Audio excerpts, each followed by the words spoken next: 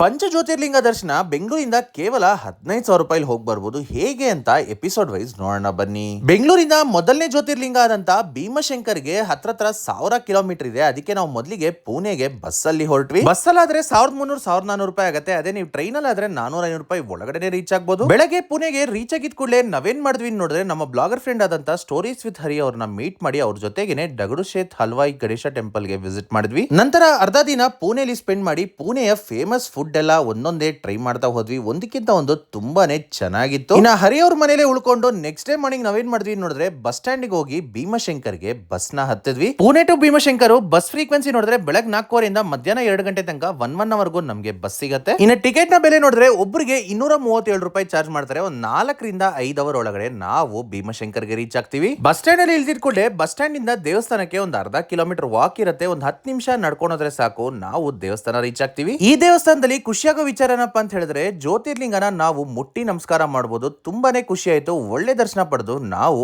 ಆಚೆ ಬಂದ್ವಿ. ಮೊದಲನೇ ಜ್ಯೋತಿರ್ಲಿಂಗ ದರ್ಶನ ನಂತರ ನಾವು ಬಸ್ ಹತ್ಕೊಂಡು ನಾಶಿಕ್ ಕಡೆ ಹೊರಟ್ವಿ. ನಾಶಿಕ್ ಅಲ್ಲಿ ಏನೇನ್ ಮಾಡಿದ್ವಿ ಅಂತ ನೆಕ್ಸ್ಟ್ ಎಪಿಸೋಡ್ ಅಲ್ಲಿ ನೋಡೋಣ.